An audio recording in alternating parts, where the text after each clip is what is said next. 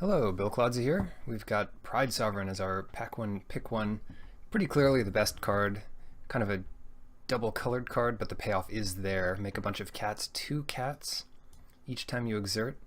Passing a couple good exerters in white-green, but that's alright.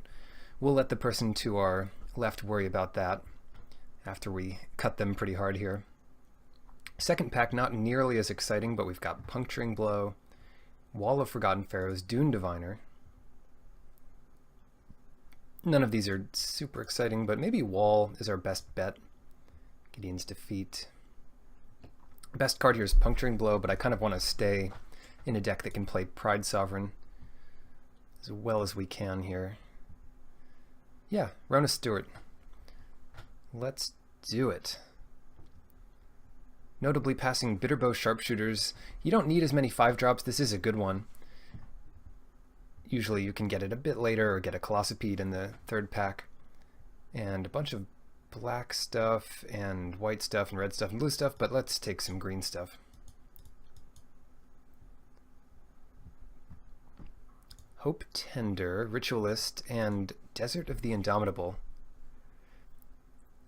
Gosh, if we get enough lifelink, could try to open that mythic horse, that'd be sweet. This is a tough one because the Ritualist keeps us kind of open. 3 good deserts here.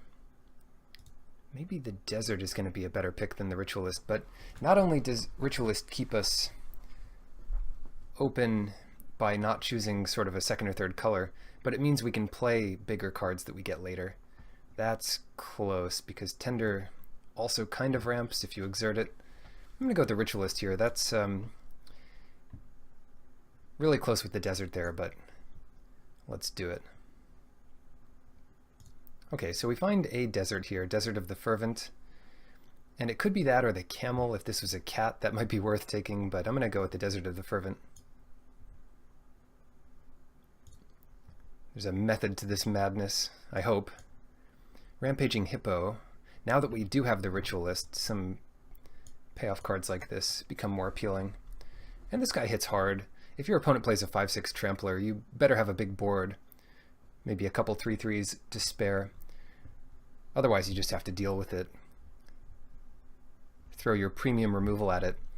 And even some of the better red removal doesn't touch this guy. 6 toughness.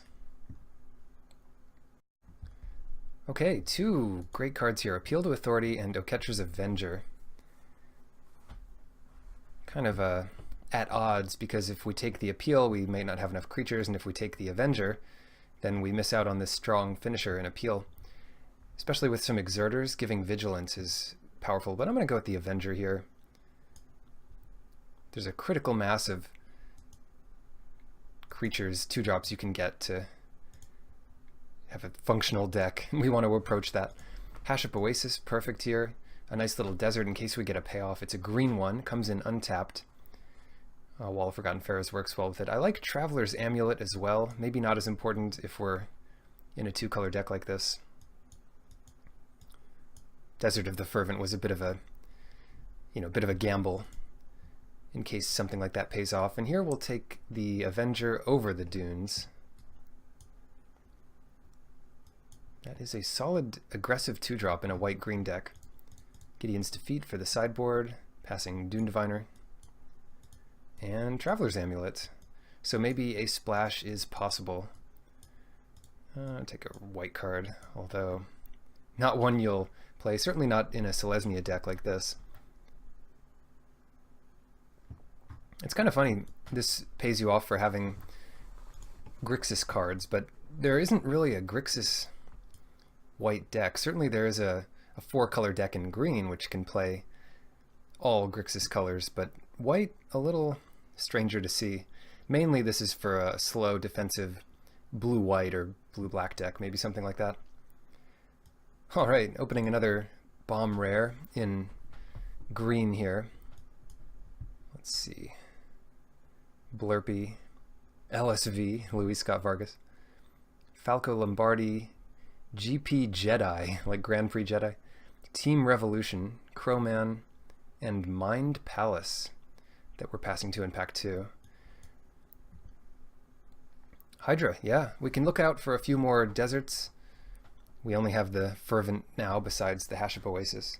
But yeah, let's get this Hydra in the deck. Hit the deck. Oh, Catcher's Avenger. Scary to pick a card like this when we've got a bunch of them and a single blazing volley could take out all of them, but it is a powerful attacker early in the game. Hard to block, easy to build around. Happy to get it. Next we have Hope Tender. We passed up on one of these already. It might be worth taking Sidewinder Naga. We already have one Desert Payoff and a pretty full 2-drop slot for this stage in the draft. And the Naga hits hard and blocks sometimes much larger creatures. Sometimes it gets blocked by smaller creatures, but at least then it has the trample. So if you do have a trick, then you're not really giving up much damage to use it. And I'll actually pick that here over the Hope Tender, which I never would have considered earlier in the format, but that card hasn't really panned out. Kind of looking for deserts here, although I'll put my money where my mouth is and take the Bitterbow Sharpshooters now, because I do like that card quite a bit. Another Ronus Stalwart.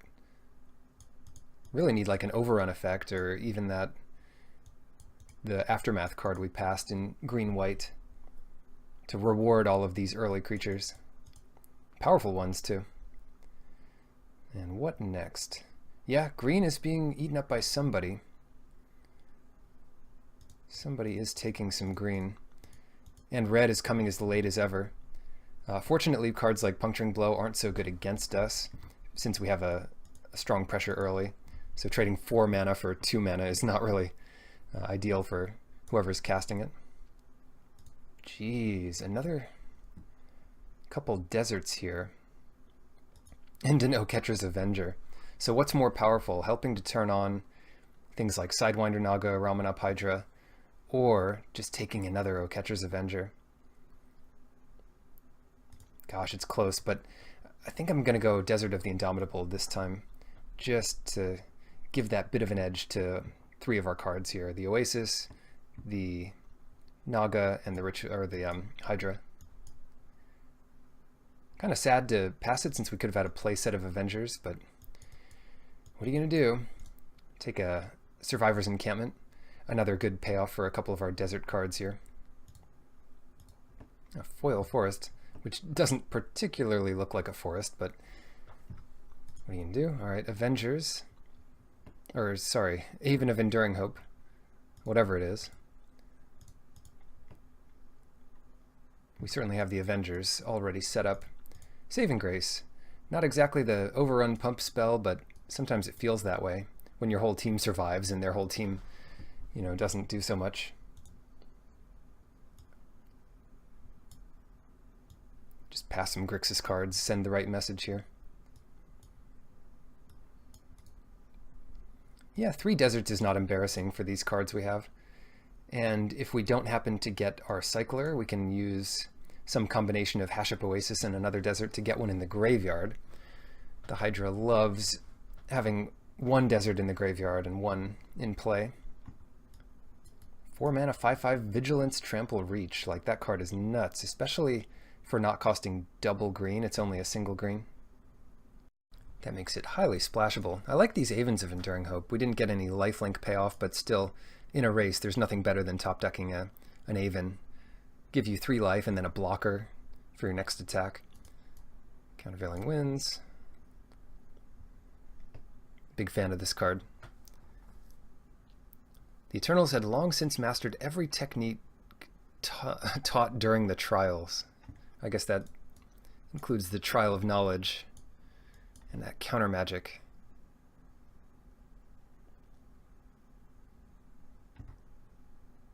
Alright, what goodies do we open in the Amonkhet pack? Bitterblade Warrior, Scaled Behemoth, which could be a powerful finisher. Let's go with the Behemoth. It'd be nice to round out our 2-drops with a Bitterblade Warrior, but it just doesn't have the power of Scaled Behemoth, and our deck isn't particularly aggressive, like we have our 2-drop slot taken care of. So I mean, it is kind of aggressive, but lacking the late game punch could sort of be our downfall. Another one. Well, sure. This card is hard to beat. And since we do have so many pieces of interaction early, opponent could trade off with us, thinking if they just make it to the late game, they're all set, and then we pound them with a Scaled Behemoth that they can't deal with. If they have to shoot off some removal at our, Catcher's Avenger that's going to put them down to 9 life, then we'll have these guys to back it up. Fan Bearer. That's got to be good enough here. Gifts of Paradise are nice. We already have some lifelink, and Fan Bearer is just good at any stage in the game. Our first piece of removal. Next, we have a couple options. Evolving Wilds for a potential splash, although the only splash we'd be interested in now is Countervailing Winds. Or splashing a desert. Could be interesting. Ronus Monument. Almost looked over this. It's been a while since I've had a deck that looks good with Ronus Monument. This is one of them. We have a lot of creatures. We have nearly all creatures. Goodness. Yeah, Ronus Monument's just absolutely absurd in this deck. And I'm happy to get it. Gustwalker, same idea. What else can we get? Sacred Cat.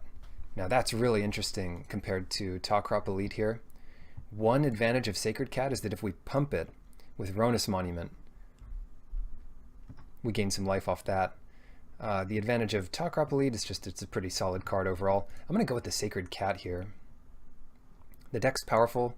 It's a nice little 1-drop trick kind of thing. Pouncing Cheetah, even better. With the Monument out, it's a 2-drop 3/2 that comes in and pumps something, +2/+2 and trample. So, not to mention it's a cat itself for the Pride Sovereign, so that'll help pump him up. Initiates Companion, and that just about rounds out the deck. Impeccable timing for the sideboard. Not a huge fan of this card, although there's certainly decks that you'd side it in against. It's much better on the draw, since your opponent tends to have the initiative, and you tend to have an extra card. Take a Cartouche. Imagine putting that on a Behemoth sometime. We could put an Illusory Wrappings on our Behemoth, too. Oh, another Pouncing Cheetah. That's just perfect. This deck, easy 10 out of 10. Double Traveler's Amulet. I might play one. Don't want to get bogged down with that effect, but it does help thin the deck a bit, I guess. Fix the mana a little bit. The build, we have a couple build choices. Saving Grace is a nice one. It really helps out these Catcher's Avengers, saves them from Blazing Volley or even -1/-1 counters. It's nice to have a 2/3 creature back. Or just use it as a combat trick attacking into a 3/3. They figure you're willing to trade off, but you save your guy.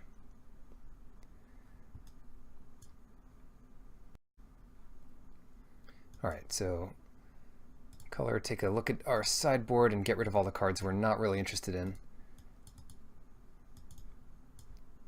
Mostly, yeah, a bunch of God Pharaoh's Faithfuls that we'll never put in. The Gideon's Defeat, worth keeping an eye on for the sideboard. Sometimes Graven Abomination is decent. Gets better with Ronus Monument. But what we really need to do is work out which cards we're going to cut. Traveler's Amulet might just be a distraction in a deck like this, where we don't need the color, and we really don't need the thinning either. We have some late game stuff. And the curve is aggressive enough that we could get away with 16 lands, even with 2 scaled behemoths. It's worth noting that we have 1 cycling desert, but that doesn't really put us off. And the Ronus Monument also helps ramp up to the Scaled Behemoths and Bitterbow Sharpshooter, and even the Oasis Ritualist helps get there. So let's play maybe a 9-7 deck base.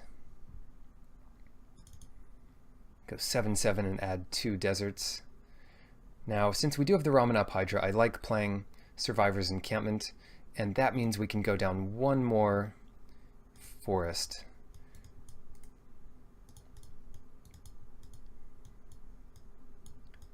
I'm not convinced it's right to leave out a Traveler's Amulet, but I want to try it like this, just for that consistent, powerful, and fast opening. If we have to stumble looking for our land, we might just lose out on some important early game damage. All right, this deck turned out pretty well. I'll see you in the matches. Round 1 versus one of our fellow drafters here, the GP Jedi, with this hand. 16 lands, maybe not enough. Gotta mulligan that, but we're on the draw, so maybe we can recover here, keep this, and look desperately for a source of white. We're in desperation mode.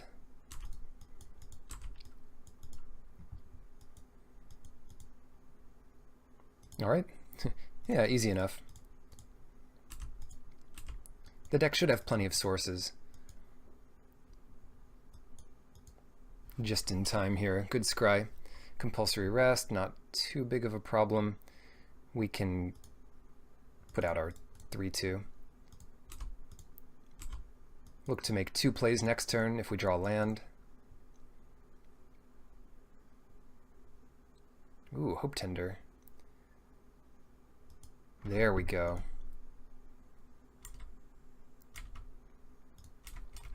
They've got to respect the trick here. And if not, they're just going to try to ramp up after that. And we will do 2 plays. The Ritualist doesn't really help that much for next turn. This just gets more power into play and more damage early. Not to mention we scryed our 6-drop to the bottom. This guy's so hard to use. It's been a while. But they do have 5 mana here. Hour of Promise. Well, I guess we lose. Aggro decks never beat that card.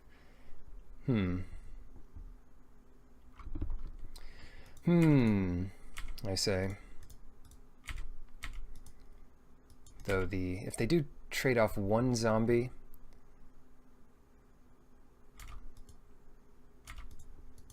it means our Sharpshooter might get in, but there's no telling what they could cast with all the mana they have now. Just 10 turns of the wall, unless they gain some life. Rampaging Hippo, yeah, that's not too bad.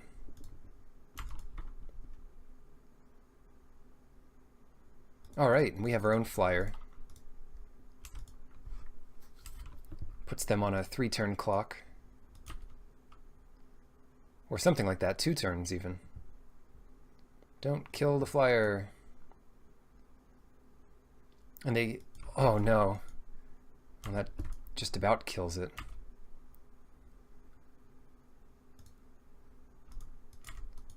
So now I wonder if they come in with the Hippo, they might. No, they wouldn't if they're casting all their creatures first. We just double block with our now obsolete Aven.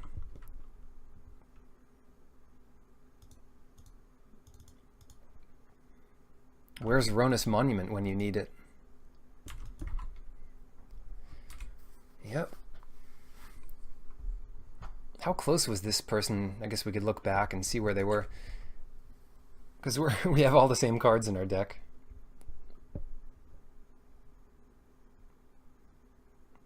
A 6-7 would go a long way. Our rare would go a long way, our cat. And as long as they don't gain any life, we've got inevitability. Shoot, I don't like this one bit. They must have something. We don't need to commit too much to this block. Easily get blown out by like triple blocking the Hippo. Getting our Sharpshooters destroyed. they've got to think, do we have a green trick? We've only played creatures so far. And if they let this trade, they're actually losing 3 in the air next turn, so they also want to pump it. Cool. We hope, anyway.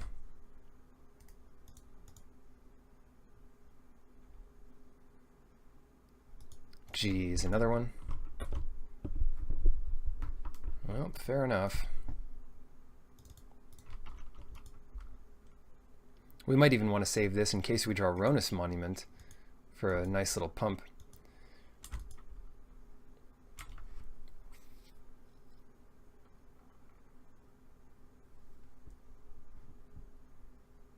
But a bit of life gained early and a bit of damage in early let us have this game still within reach here. If the board sits as it is, we're favored. Effectively, we're at 20. If they have nothing left, we can just trade off. Not again.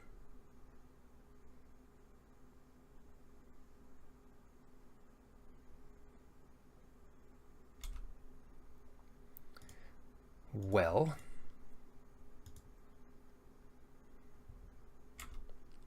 see if they let us kill their sharpshooters this time. Now it puts a little more out there to double block. Expect they have something, but it's so hard to know what they could have here. Ambuscade, yeah, that would have gotten us just about either way. The other thought I had was to double block the hippo also, but you know, they come out way ahead. Just about whatever we do here.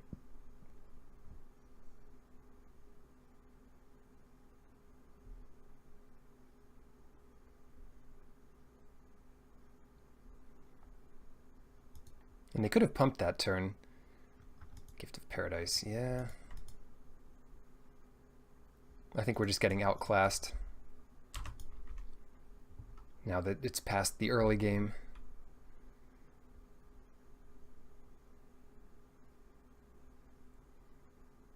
And there's more.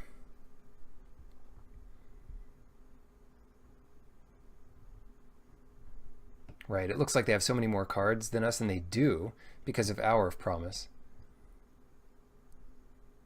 Just the old 4-for-1.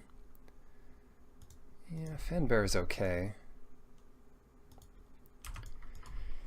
If they were at less life, it'd be even better, because what we could do is keep tapping down the sharpshooter, or if we were at more life. At this rate, we're going to have to trade off a little more aggressively to stand any chance.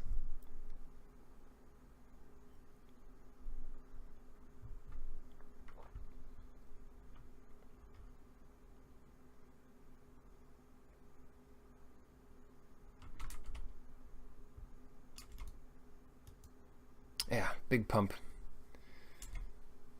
Big, annoying pump.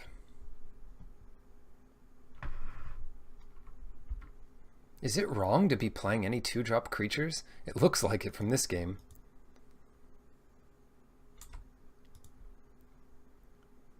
I don't even know.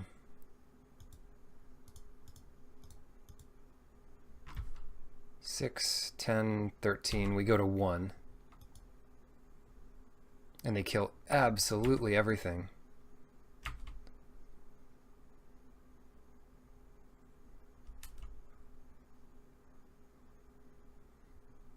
Anything else? Lands to spare. So what on earth would let us survive here?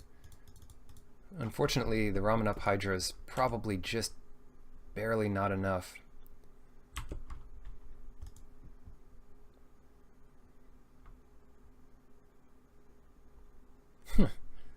Just land every turn. Not close. It was kind of a close game there for a while. And I don't know what they're really thinking about here. because we're dead on board. Yeah, can't beat that attack. Shoot, well, didn't work in our favor that game. We've got Gideon's Defeat, which should help a little bit. And that's about all I can think of.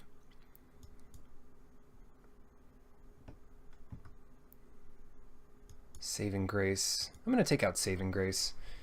We want to maximize the number of creatures so we can get that early start. Possibly Ronus Monument, Scaled Behemoth, that kind of thing. But such an efficient removal spell for whatever they might have over there. Their best creatures aren't really white, but that doesn't mean they have no white creatures.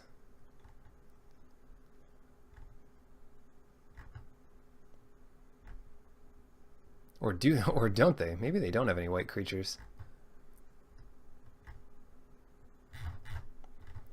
Let's just assume they have one or two. Back on the play for game 2.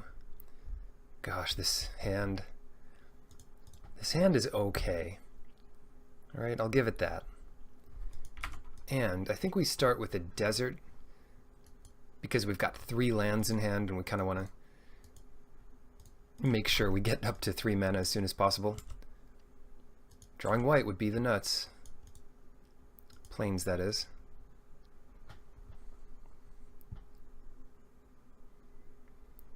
This is an avatar I saw on like a Hasbro employee the other day, and I thought it was one that was reserved for employees, but apparently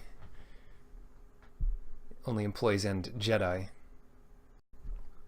Okay, well, we don't get the white source, but we do get a 2-drop, and that's perfect for the monument. We follow up with a bunch of 3-drops on turn 4 if we draw the land for it. We don't quite get the land, and no reason to show them we have the monument pre-combat. Not that they can do much, but spooky mana over there gives them an idea of whether to cycle the artifact destruction or not. There's always a chance they do that now in F6. What artifact could they possibly have? And they might not even have that card in their whole deck, but there they go, cycling Beneath the Sands. So they're not ramping up to a turn 4 Hour of Promise. That's a good sign.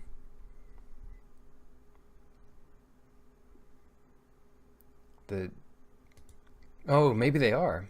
Gift of Paradise. Shoot, Ramanop Hydra. That's not a bad one here.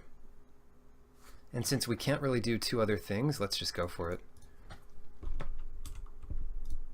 Slam in for 4. Come on, giant, powerful creatures. You can do it. Land would be just perfect. Plains would be the best. There they do, and turn 4, Hour of Promise. In the last round of the sealed PTQ I did, the guy had 2 Hours of Promise in their deck. And you only know that if they play both of them in a single game, which they did. Well, shucks.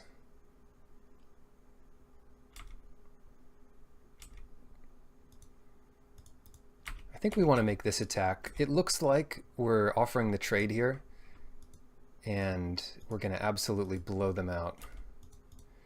Then again, they know we have the monument, so if they know the format, they'll know this was a possibility the whole time. I still feel like we're ahead for the record. Kind of looks that way. Of course, they could have other hours, Hour of Revelation, Hour of Devastation, Sandworm Convergence. Enough is enough.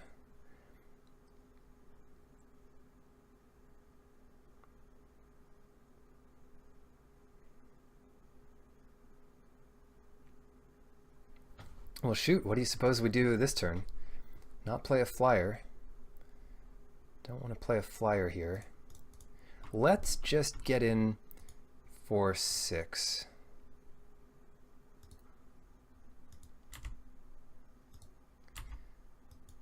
And then in an ideal world, we can use Pouncing Cheetah as a trick next turn. They're pretty low. They've got 1,000,000 mana, a 5/5 every turn, and 6 life. And I'm just hoping that 6 life will not be enough for them. They have 3 blockers here, so we can almost guarantee to get them down to 1, unless they play another blocker, which is likely, unfortunately. All that red. Oh, come on. Where is that land? We can't really afford to wait here. But getting a 2-drop, or yeah, getting a 1-drop rather, is nice, so we can use our next thing as a trick.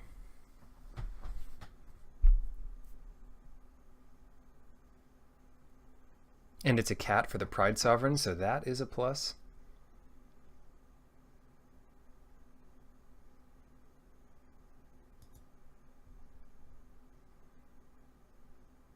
Let's just pump Mr. Ramen up here.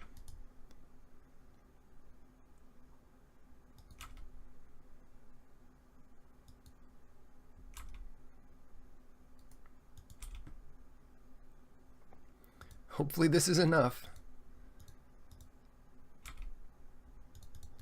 Yeah, no one expects the second Pouncing Cheetah, not from a single pack of Amonkhet. Of course they could have some kind of removal here.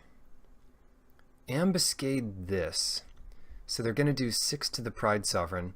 Fortunately, we can save it here. We can pump it for 3 by pouncing in our cheetah. Bam. Because the cheetah's a cat, and this thing counts all the cats. Phew. All right. Is that enough to win it? That gives it trample. So we're looking at a fair amount of trample. It's 6, yeah. If they don't have anything else, they're definitely taking exactly lethal here. So let's hope they have nothing else. We beat Ambuscade, the Plague Wind of the format. Now we have to worry about that thing. Where's Nissa's defeat when you need it? Have to worry about Sandworm Convergence. We just don't have anything to deal with it, so let's not even try. Turns out if we get Ronus Monument exactly on curve and all of our rares, we can just barely win. It's pretty much where you want to be.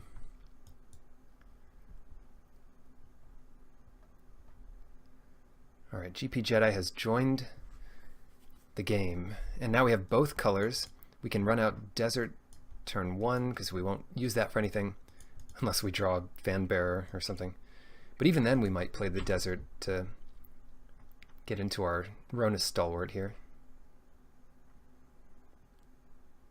Even if we draw Forest, we'll probably go Desert, since we're looking at Scaled Behemoth and things. Yep. It's all about speed when your opponent's deck has a Sandworm Convergence.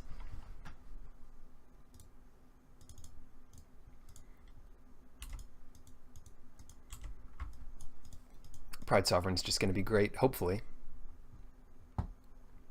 Yeah, use that removal on the Stalwart. No, they've got some kind of white spell. Alright, they do have removal for it. Removal that wouldn't be as good on the Sovereign.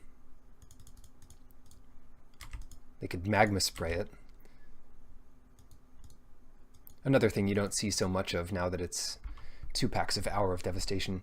They can Puncturing Blow it. Better watch what I say. They're just going to have the other answer that does work. Come on. More land. I'd accept a Ronus Monument. Yes, good. Do we offer this trade?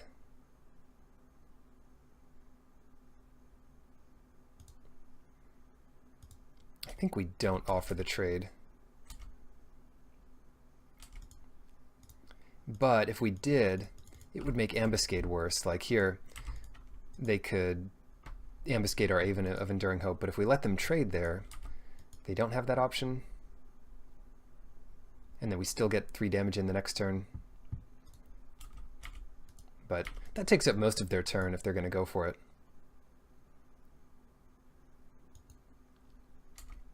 Oh wow.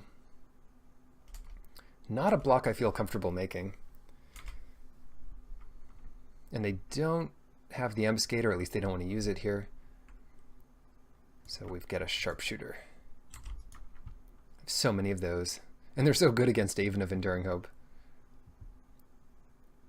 All the pouncing cheetahs we could ever want.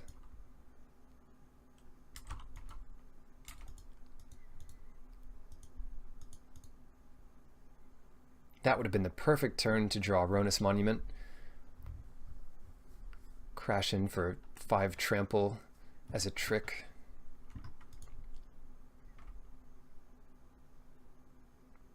But we can't really count on drawing it here, so we are going to play Pouncing Cheetah.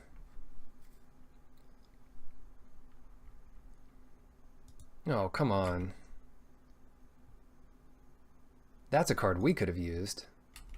Get our Scaled Behemoths with some trample. Yeah. I will block with Pouncing Cheetah, if given the opportunity here. No ambuscade up. It's sort of our last chance to trade our 3/2 with their 5/5 trample.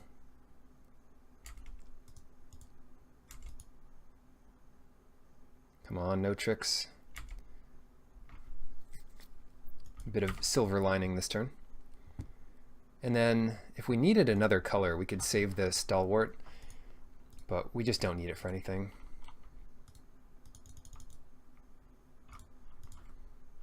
Make sure to ping him here.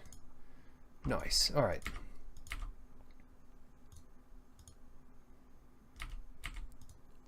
Get that damage in whenever and however we can. Still a little worried about a Wrath out of these colors, but the red one doesn't deal with the Behemoth. The white one is 2 mana off, and the green one doesn't exist.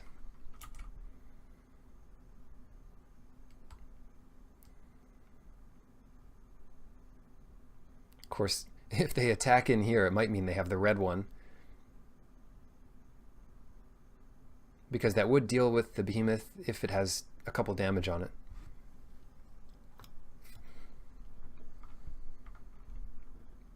Yeah, this is just, it's going well for us. They're not at the point where they can threaten Sandworm Convergence, which is a pretty good answer to Scaled Behemoth, because a 5/5 every turn tends to overwhelm a poor 6/7 Crocodile. Like the art suggests, he deals with little 1/1s and archers and things. Doesn't deal so much with giant worms his size. It's just how he is.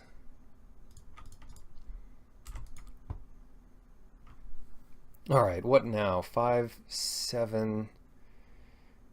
We don't have a great attack here because they can block with Eternal and Scrapper, and we just get to kill one. So, we'll hold back.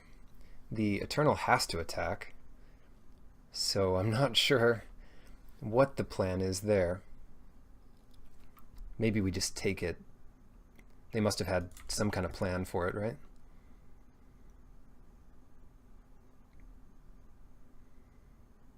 It's awkward because why would they play it there? Maybe they were hoping to draw something. Ambuscade doesn't do it alone. If they just have a +3/+3, that really sucks for us. Yeah, I'm just gonna let it through this turn because they're at such low life here, and they don't have any good blockers for the Behemoth anymore. We hope. Maybe we draw something good.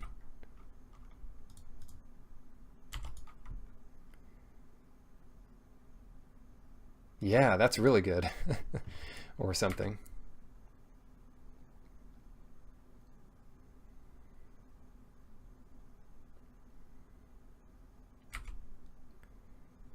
This is a weird one. But since we don't really value our Avenger higher than our Cheetah or Behemoth, we can just attack something like this. Hope they don't have a Fog, which would be a good card for them to have.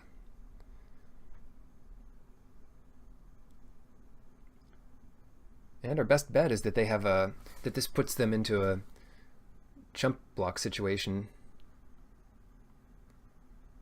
That is our best bet. Because we no help from our draw. Alright, they're going to try to kill us next turn. Is the way it looks. That's the way it looks. Ambuscade to kill this thing. Yeah, could be worse.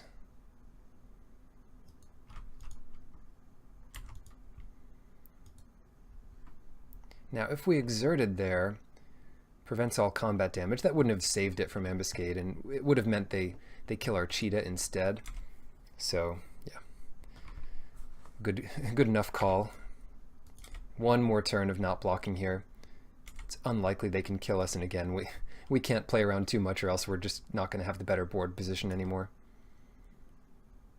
Rampaging Hippo. Come on.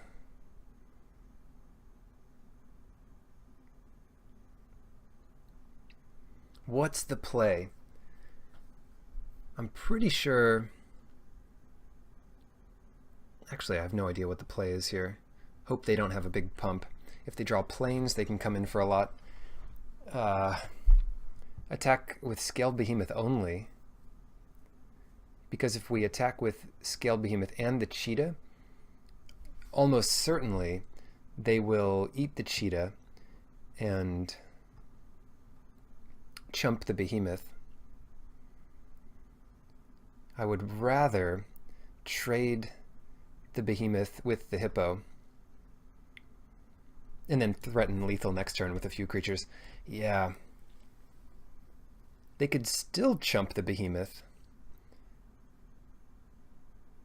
But then, you know, it's still obvious that the play is to not attack with the Cheetah.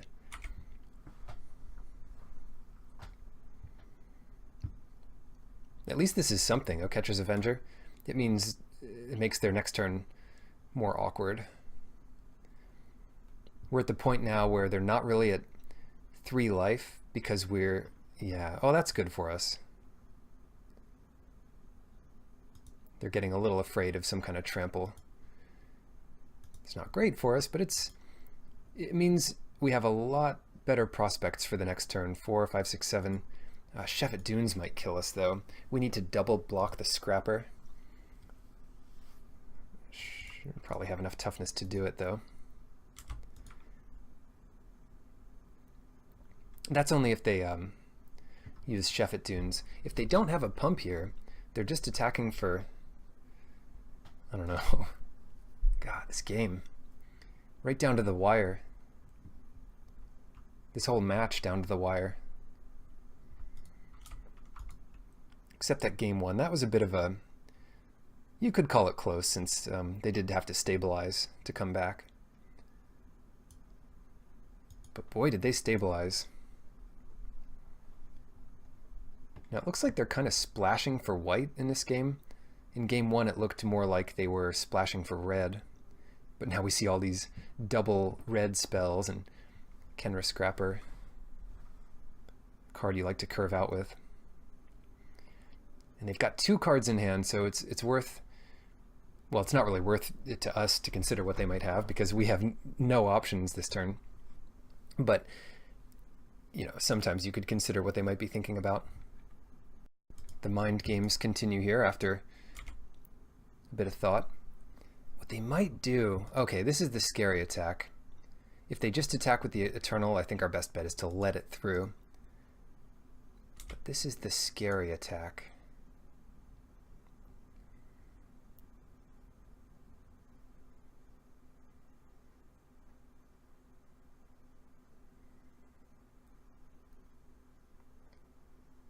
But let's make the following block.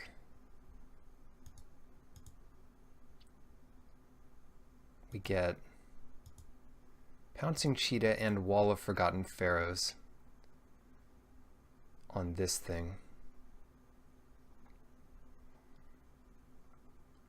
Alternatively, we chump the Manticore Eternal. Right, then we go to 1, but we're still in a bad spot there. Huh. Yeah. This means we just lose to the Eternal no matter what next turn, but just chumping it also ensures that. So... Or we just don't block with anything. Then we take 9. That's not healthy. Alright, block like this. So we go to 3. Something like Blur of Blades is bad for us. There's a lot of things that are bad for us. Let's be honest. Oh no, no, no, no, not damage. Oh, I screwed up there. How many times am I going to miss that? That's what I get when they take an hour to think about things. We might just win here. Something tells me we're not going to win here. But I guess it wouldn't have been any different if they were at 4. Well, let's see. Yes! Alright, let's pretend they're at 4 there and we win instead of at 5, because that... Poor Pharaohs. He's even crying, look at him. Welcome to round 2. We've got Yusuke, 2-1-3, and a good hand. Ronus Monument, I love the hands with this. It also means we should play our white 2-drop first, which might be just a good idea anyway, but then this guy gets a lot cheaper next turn. And which one? Doesn't matter too much. But I guess the Oketra's Avenger is a stronger attacker if we don't have to exert it. And if we have to exert it, it's about the same. Here we go. They might have that untapped trick, in which case Saving Grace might come in handy. Yeah, so we kind of get there. Next turn, land or not, we're going to have 2 creatures to play, because Ronus Monument is just that good. Alright. They must have been looking for their second color, or just they know the power of the Ronus Monument. We don't know what their second color is. I would guess black and possibly blue, given what we saw. But you never know. They definitely have white, though, we hope. So, despite what little we saw, one of the most relevant sideboard cards can come in and take out Saving Grace. It's always a weird one to take out, but Gideon's Defeat is less situational. It's just, you know, limit the number of creatures they have. Okay. Another good hand. Not quite as good as our first hand. And we might be able to save this desert. Pretend this is a 3-card hand. Not sure if that's wise. But imagine drawing another forest, then we'd feel silly to play this one out.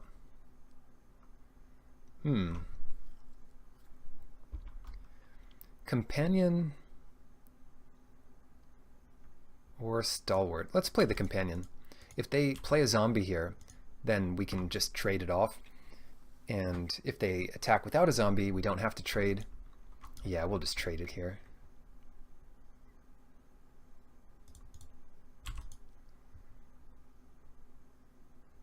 More planes. Stalwart. There's benefits to the Wall of Forgotten Pharaohs, but the Stalwart kind of helps us cycle the desert, which looks good on this board. That's going to be hard to beat, this Unraveling Mummy. Both halves of it. There we go.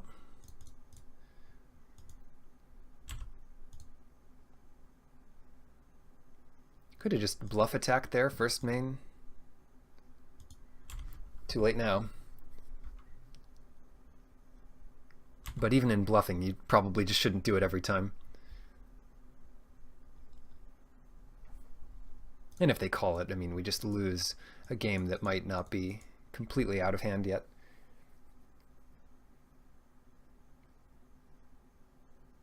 Merciless Eternal. At least it's not the thing that gives Indestructible. That combo is just so hard to deal with. It's funny that they did that first main, because now we can safely block the 3/3 without being afraid of Death Touch. They still gain 3. I guess we both misplayed a little bit. Assuming that not bluffing was a misplay, which it might have been. Okay, Mr. Avon coming down.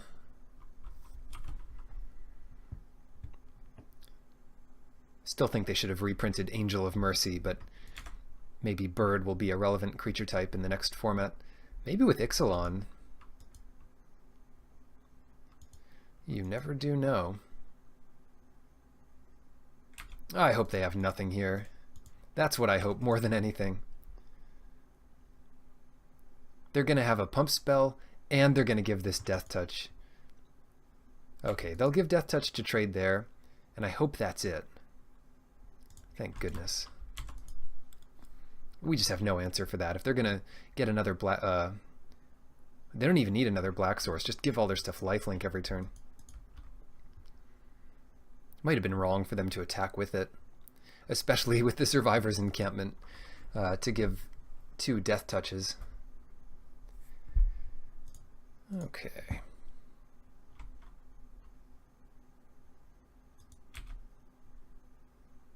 They could discard 2 cards. No, they could. They could do that.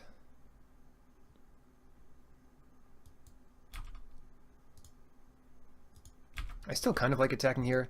It's going to be a... They might trade with the bone thing. But we're at 16. We don't need to save things back to double block the Eternal.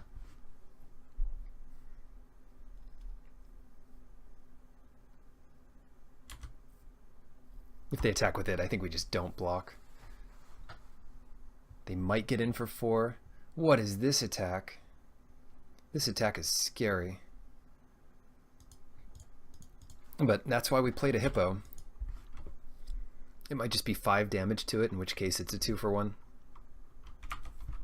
I always F6 after these blocks, and then miss my thing. Yeah, so it's not exactly that, but same idea. The Amonkhet version. I mean, we do get a 2-for-1 out of there, but it leaves us behind in position. Get some more green out there for the Haship Oasis.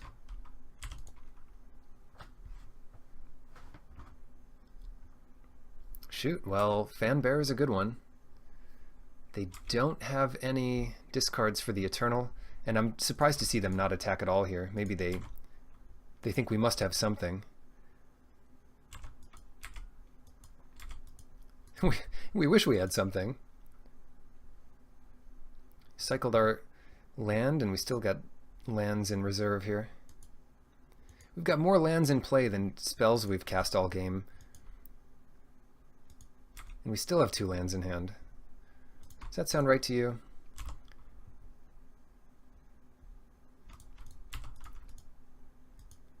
Do you ever watch Firefly? Now that this game is a non-issue, there was one episode where like a bounty hunter comes on board, and he would always say something like this little story he heard about, and then he would ask, does that sound right to you? And if you know what I'm talking about, good stuff.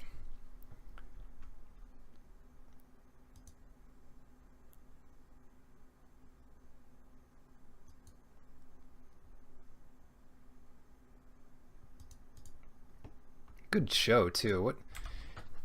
The fact that that show is canceled is way sadder than this game. What on earth? Like, what are we dealing with right now? All in, I guess.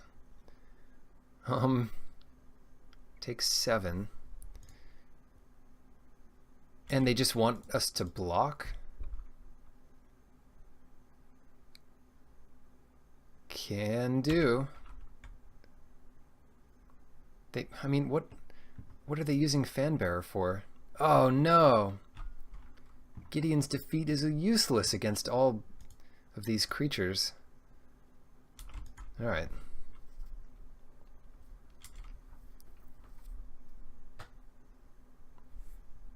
An Orzhov monument here to ping us for every creature they play.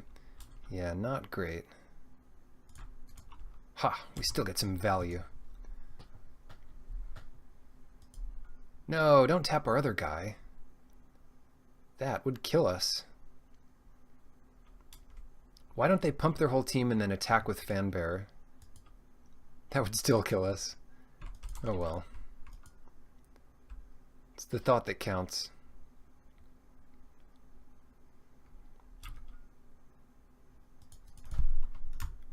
Actually, I'll let you hit me. Did we scare them? Oh god. This game is so good. I mean, we're still super dead. So there's that. Dead to any creature, dead to an attack from the Eternal. This is when you just don't do anything to save as much information as possible.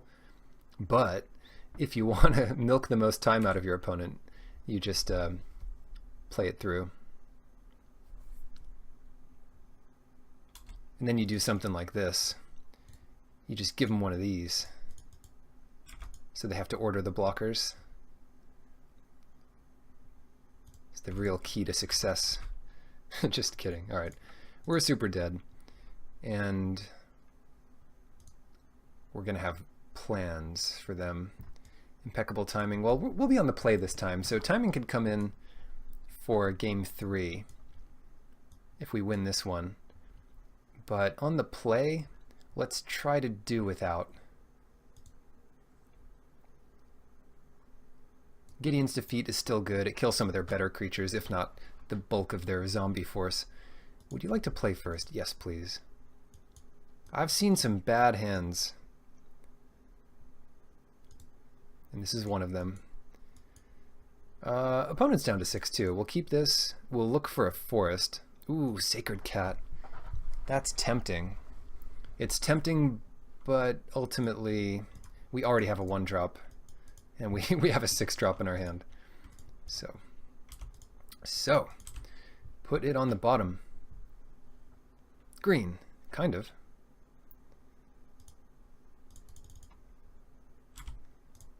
Fanbearer aggro.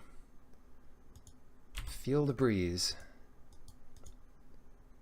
Not something good. Okay, that's not too good.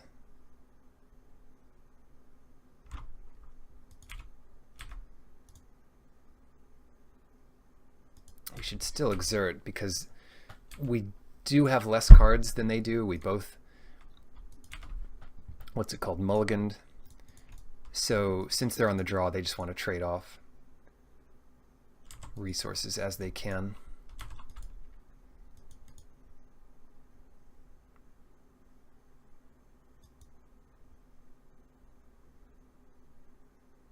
What do we do this next turn? Right, and that's why they're attacking there. Okay. Well, now we have a cat that we hope they don't kill. We also have somewhat of an attack here. And because of this 6-drop in our hand, let's just pretend that land doesn't have cycling. Feeling good about this game until Hour of Glory comes and exiles Pride Sovereign. Just let us get 2 cats off it. This monster's not even going to let us get 2 cats. No, they are. Oh, no. We're really doing it now. See how many things. We'll just exert one thing a turn for a while. Catcher's Avenger this turn. Pride Sovereign next turn. Rona's Stalwart the next turn. You think they come in with Unraveling Mummy? Nope, they're done.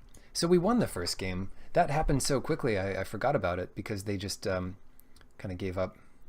Magic can be harsh on you sometimes. It can weigh heavily. But if they don't have an answer to Pride Sovereign, that'll just about do it. The finals versus Azdak will be on the play. Yes, just what I like to see. Speaking of magic weighing heavily on you, let's take that mulligan. Let's really get that mulligan. And the scry should help. This time scrying for white. Cards I would keep. Very few non-land cards I would keep. I don't think we keep forest here, but maybe, since we do have the Indomitable in our hand. Keep it. Saving Grace. Well, that's an easy decision. Easy decisions aren't interesting, but they save your brain power for the ones that really matter. I will say, it is refreshing to have a format like this where you can get advantage out of your first few land drop plays. Sometimes it's just an all basic format, 2 colors, not very interesting. But this one is pretty skill testing, even if it doesn't seem that way.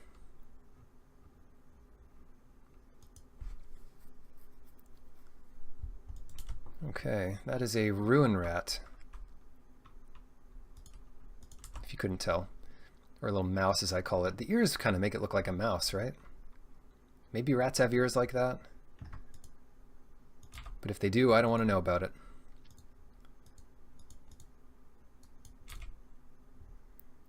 Oh shoot, we forgot to tap it. What are we gonna do? Oh well. Let it get in for some damage. It's not like we have anything else to do. Wait, yes we do. Now we can really punish them. Pouncing Cheetah, best card from Amonkhet. Best green 3-drop. They're happy to trade it off, and I'm happy that they're trading it off. Now we'll tap their rat. So they can't exile our cat from the graveyard.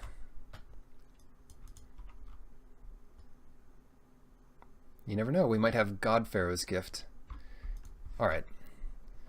What about now? Let's get that Hydra out there.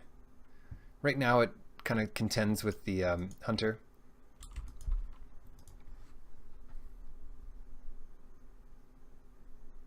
They could have any number of -1/-1 counters, so I really don't like blocking here.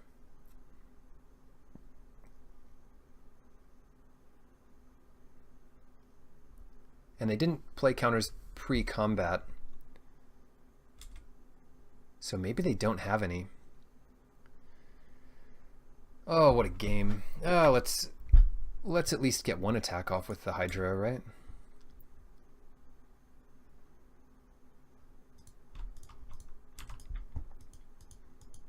Too many things kill it right now. Hippo.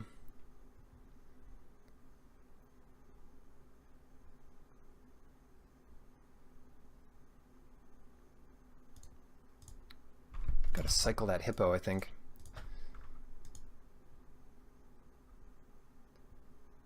Because we can't cast anything else in our hand, and it still gives us the Fanbearer tap. Alright, Plains is fine.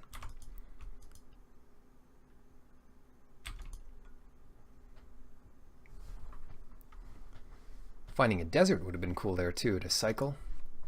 Although I think this is our only cycling desert. Our other deserts either sack deserts or just sit there. 3 deserts in the deck.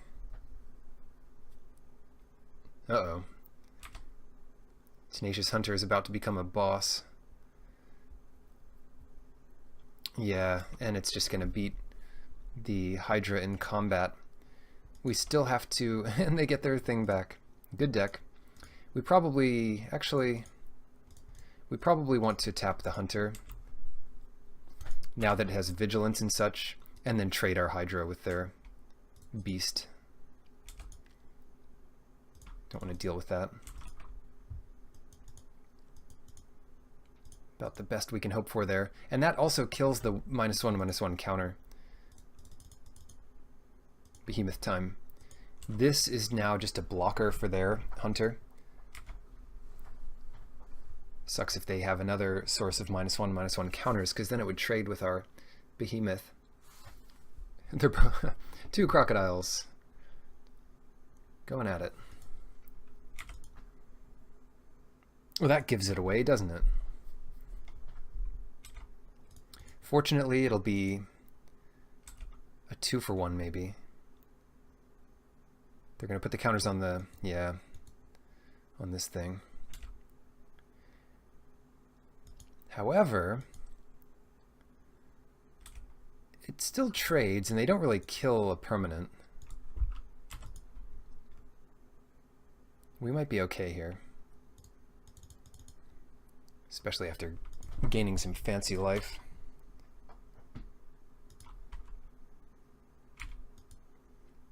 Super fancy. Ruin Rat doesn't oppress us much, and their own wall doesn't have a desert to make us worry about that.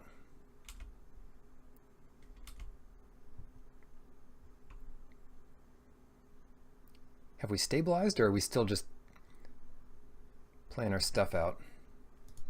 Now they have a desert. A foil desert.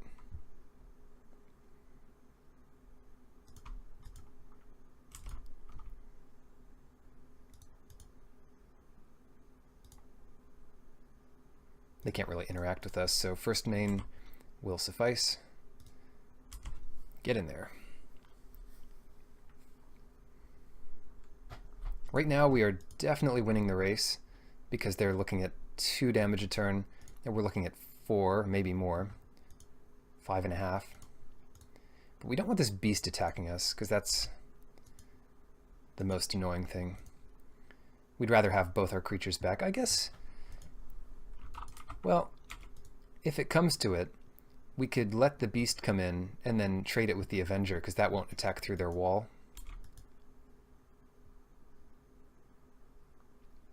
No more. So now we have to tap that thing. Or maybe not.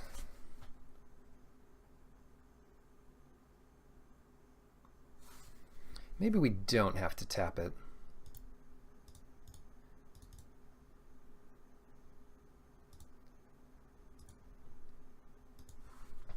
This turn. Next turn we can get in for another 5 after tapping the sharpshooter. Just hope they don't have the +2/+0 regeneration pump spell thing. And if they do that, they should block first. It's not regeneration exactly. It's oh, they do have it? The one card that really punishes this line? Or they just want to chump.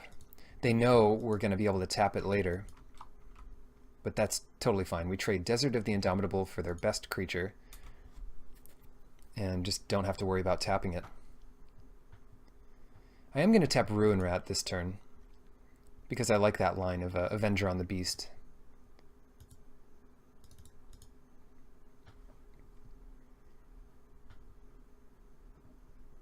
It's about the best we're going to get out of that Avenger.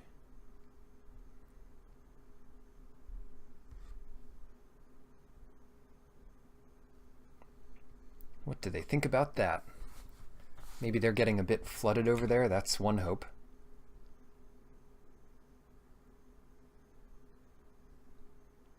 Mouth. That should restock their hand. Amit Eternal.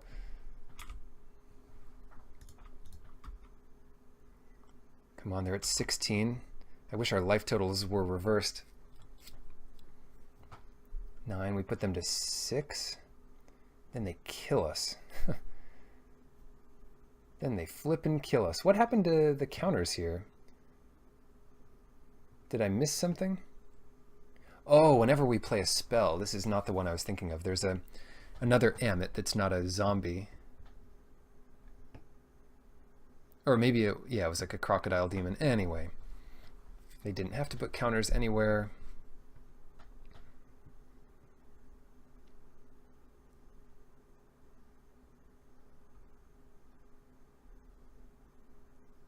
We can tap this.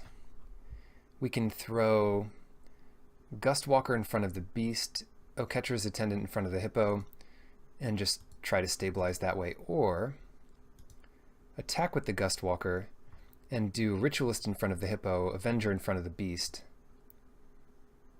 and then save our Oasis. Yep. That is best. I like exerting here. I think that's going to be the easiest way to victory. So they tap out this next turn to draw 3 cards.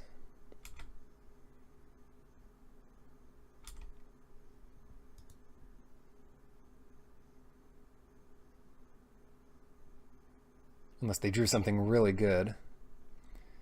Be careful how they tap. If they draw 2 black spells, then they want that up. That's fine.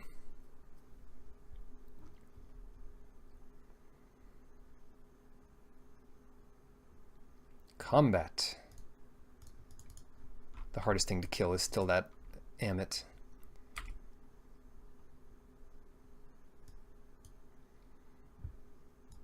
No cards to speak of now. Give you a full view of the battlefield. They've already got the advantage of, they've gotten what they needed to out of these beasts and things. So they might come in here. But their attacks still aren't great.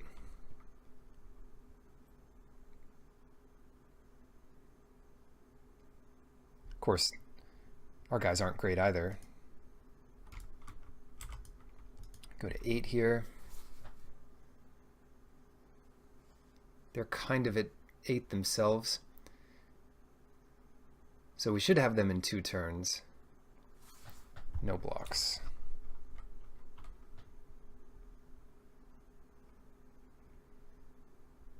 That's Aronis. Maybe we don't have them in 2 turns. What can we do here? We can tap one of their creatures.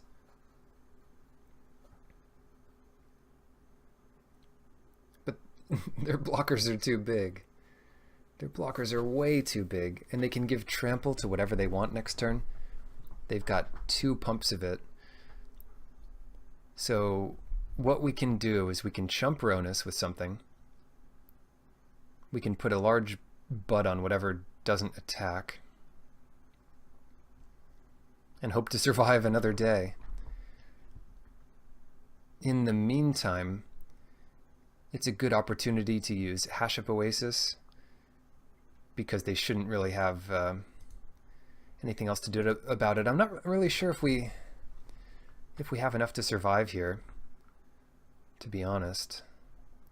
Effectively, we're at 6.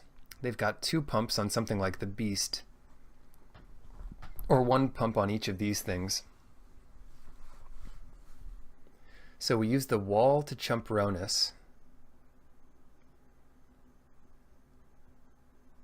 Tapping down Baleful Amit. Afflict 3 is hard to deal with. We put Ritualist on the Beast. They get in 2 there. We put Avenger on the Hippo. And they get in 4 there. 6, 7, 8. We're actually dead if we attack with our Aven. Isn't that something?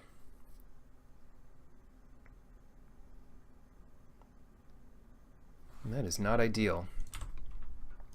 Okay, so after all that, let's just pass it back. We can't win by tapping down something this turn. Ronus, of all things. They even have his trial. They have his cartouche. Or, well, someone's cartouche. They've got plenty of mouths over there. And then, yeah, I still think our best bet is tapping this Amit. Pretty similar to tapping the beast, but if we let anything through, we're just dead. Bring it on. Hash up Oasis. Why do you have to be sorcery speed?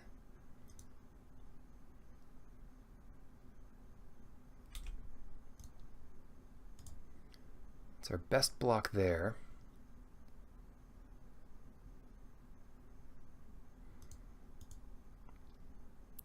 Try to line up all the toughnesses well enough here. Do we even need to block with this? Let's see. It doesn't really help us to not block with it. And I'm pretty sure we did the math that we need to block with Avon to survive. So let's assume everything has trample. This thing, they pump this thing twice. And that gets in for 5.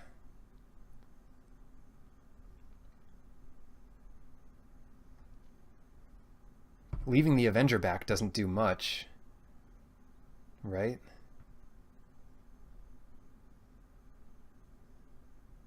Because we can't really attack through with this. That just depends. That depends what we have in our deck and what we can draw. So let's take a look at that. Here's the deck. What could we possibly draw here? Gideon's Defeat is an option. We've got Ronus Monument. That doesn't do anything. Pouncing Cheetah does nothing. Saving Grace is not in it. Maybe it's better to chump Ronus with Oketra's Avenger. So we trade 2 things off here. We take it down to 1. Remember, we're going to have Fanbearer next turn. We can get in 6 with Gustwalker. 7, 8. 7.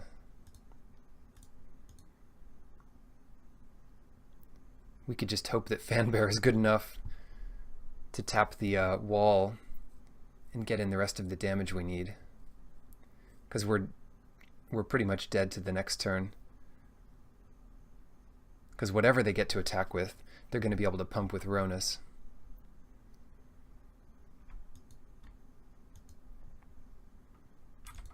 Okay. Pretty sure we don't die here. If they have a pump spell, it's a bit different because they have 2 mana left open after 2 pumps. They don't have to pump here.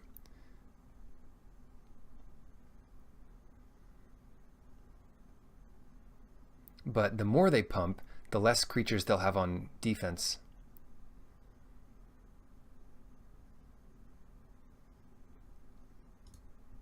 Take it to 8.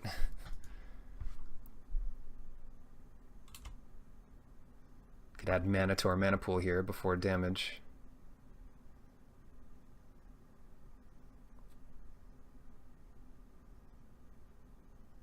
So close. That is a lot of stuff. That is a ton of stuff. I'd go so far as to say that's too much stuff to deal with. But what are you going to do besides give it your all here?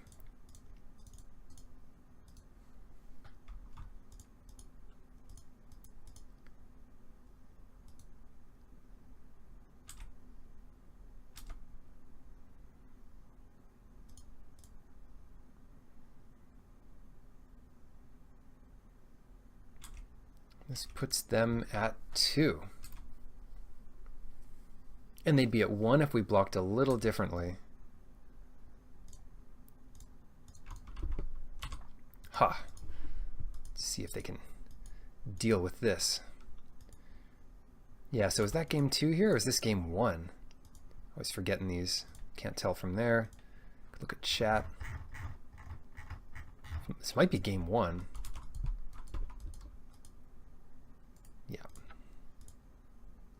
Or is that the match? No, that's game 1. All right. What can we do to deal with... oh, shoot. So if it's game 1, we did have Saving Grace in the deck.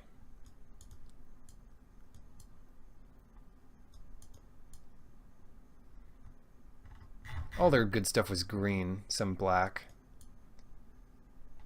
Impeccable timing. Timings might be good, but a lot of their stuff's pretty small. So maybe it's not as good. And we're on the play, so yeah, I like this better. Our deck is much better on the play, and much better on the play with Ronus Monument. Finals, game 2. We've got basically a hand that is self-contained, can cast everything in it. But we'd prefer to see some better curve. That is what we'll draw into, and worth a keep here. Most playable hands like this are about what you expect, or about average and limited. And you're happy to just get something playable instead of some 7 non-land cards. But that's not what we wanted to see. Wonder if they'll trade. Lizard for cat. Mortal enemies. Look at him. So confident, so smug on his little hieroglyphic rock. You can't even read it. It's probably warm. Getting in there. Yes, sometimes I feel like I'd rather be on the side of the lizards than the cats, but here we are. You got to make do with what you have. Can't always be thinking about the greener grass on the other side. Check out this forest. Look at all those trees.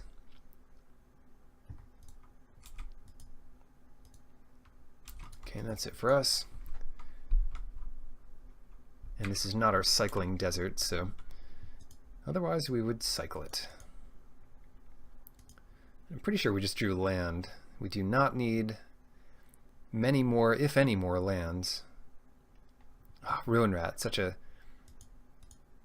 neat answer to our Sacred Cat. Let's offer the trade anyway. It's another battle of the small monsters. Mice versus cats. Apparently the mice win. Get all the value here, but it's a 1-drop for a 2-drop, and now it paves the way for our companion.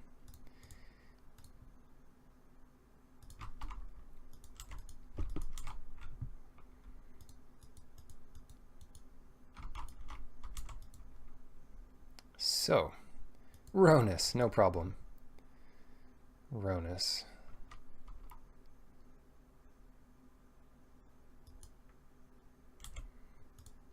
They definitely can't block here. And by can't, I mean will definitely block. Do not cast Trial of Strength. Yeah, cast Trial of Strength. That happened. These Egyptian gods. Where's this scorpion god when you need him to show his little brother some respect? Some respect for the game. Yeah, our deck does not have good answers for the Ronus here. But it does have Aven of Enduring Hope. And that could possibly trade with the Beast.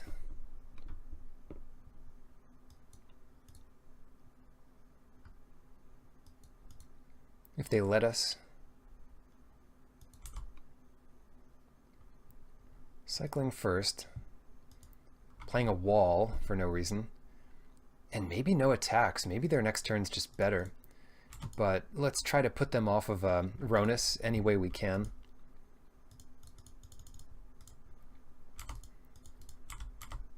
Sure they found something good to do here.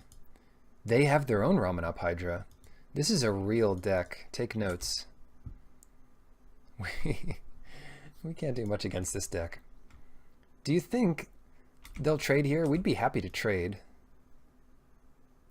I don't think they'll trade.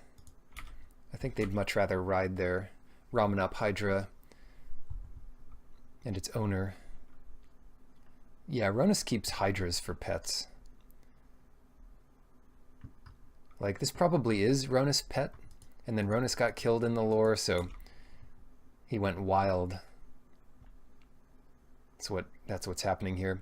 And look at the art. This guy's underneath this sand, head's barely reaching above, and he has reach. That doesn't make any sense. I guess the abilities aren't what they're currently doing, but what they can do. Still.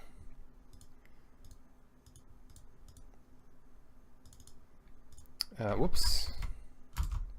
Getting a little trigger happy there.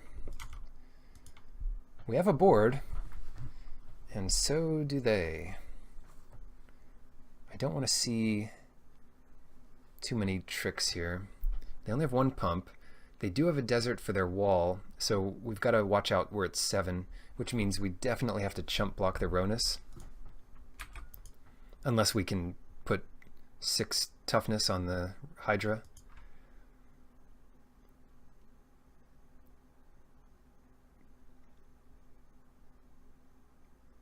Maybe that's our best bet, but then we have no attackers through their wall.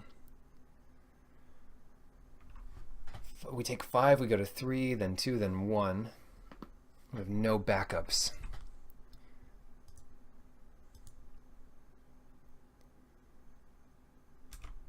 Alright, this is the best play I can see. They're not going to pump it, they're just going to play another 4 power creature. Or anything they can pump with Ronus would be just about as good. Ramen up Excavator. Yeah, that's a pretty good one. Closing in on the 2 pump territory. We still need to chump Ronus here, I think. Because let's say we attack in for 3. They can pump this twice. Let's assume that. They get 5, 6, 7. Yeah, we're dead to that. Been a cool game. All these reptiles are teaming up on us.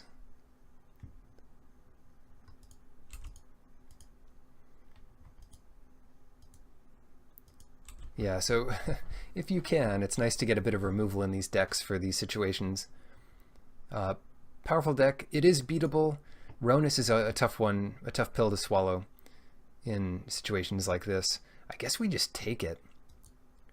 Is there some world where we pump enough to win here? We go to 2, and then if we let them untap, they certainly win. But they haven't won yet.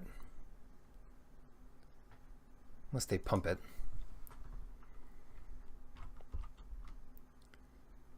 We're not going to let them off that easy. Okay, so they just have plenty to do. Bitterblade Warrior. Even if we get in all the damage, which we won't, we easily lose this game. So well fought by a tough deck in the finals here. Thanks for watching. As always, good luck in your drafts.